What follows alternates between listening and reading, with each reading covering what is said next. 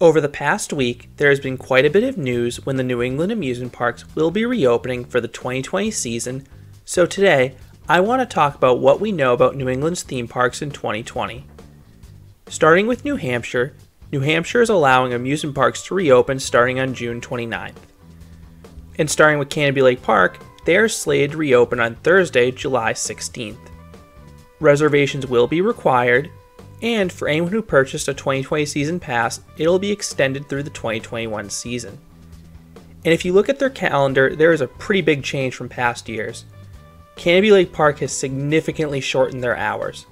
Typically the park is open until 9 p.m. or 10 p.m. almost daily, but this year they're open from 10:30 a.m. until 6 p.m.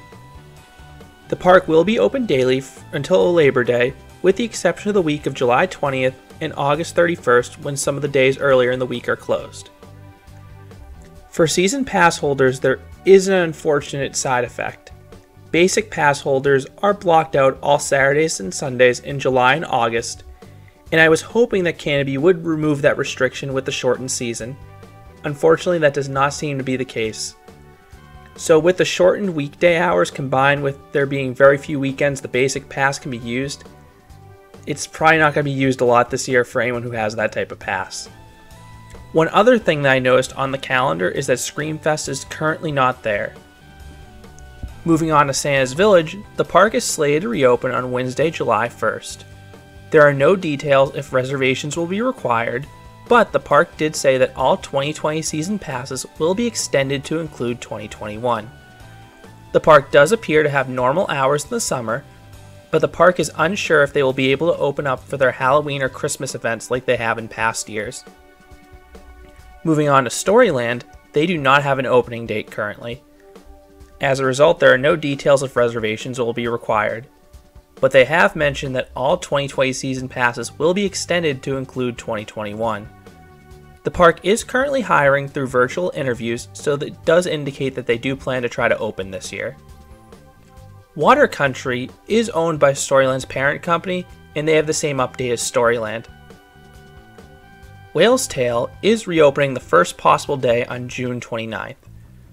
This water park will require reservations, and for season pass holders, you have the option to either have your season pass run through the entire 2020 season up until June 29th of next year, or you can convert your 2020 season pass into a 2021 season pass. Moving on to Connecticut had a 14-day self-quarantine for all out-of-state or returning travelers, but it's unclear if that ban is still present.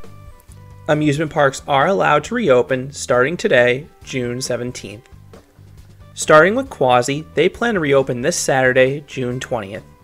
There's no mention if reservations will be required, and I couldn't find anything if the season passes will be extended to include any days in 2021.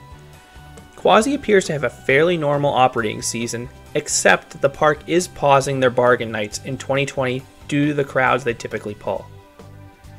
Lake Compounce is reopening the season pass holders and Bear Creek Campground guests exclusively on July 1st through 5th. The park will then reopen for everyone on July 6th. And the park is going to operate almost daily until Labor Day, plus a few September weekends after. There is no mention yet if the Haunted Graveyard will take place in 2020. Reservations will be required, and season passes that were purchased for the 2020 season will be extended to include 2021. And with regards to their new water slide Venus Vortex, it is unfortunately being delayed until 2021.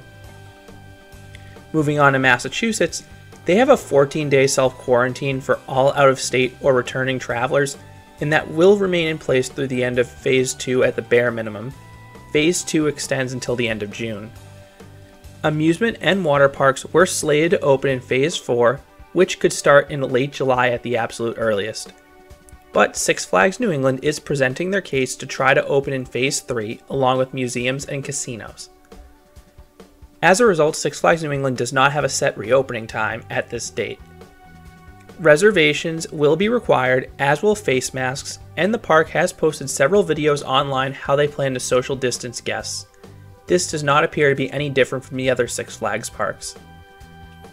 With regards to season passes, for every day the park is closed, your season pass will be extended at no cost.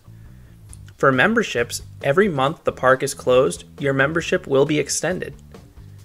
Members are also receiving free upgrades to the next tier.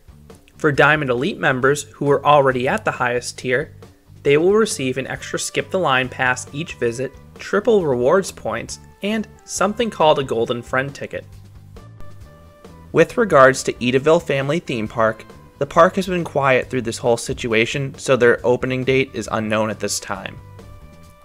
With regards to WaterWiz, Massachusetts' largest water park, they do not have a set opening and they're unsure if they will be opening in 2020.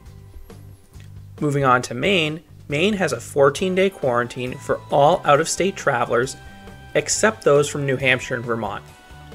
An exception can be made if another state's resident can present evidence of a negative COVID-19 test no later than 72 hours prior to their arrival in Maine. With regards to Maine's largest park, Funtown, U.S.A., they already announced that they were closed for the entire 2020 season due to the restrictions on large gatherings, their already short season, and difficulty hiring staff. All 2020 season passes will be rolled over to 2021 when the park plans to reopen.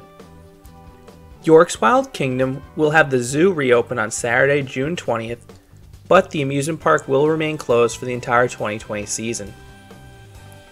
Palace Playland is still trying to work with local authorities to open for the 2020 season, but they are unsure what that will look like and when it will occur.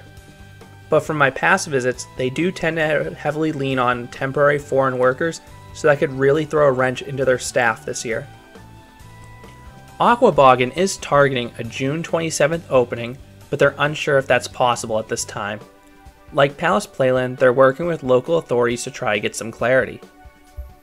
As for the Vermont and Rhode Island amusement parks, well, neither state really has any major amusement parks. So what are your thoughts about the New England parks reopening dates? Do you plan to go out to these parks once they reopen? I'd love to hear your thoughts down below.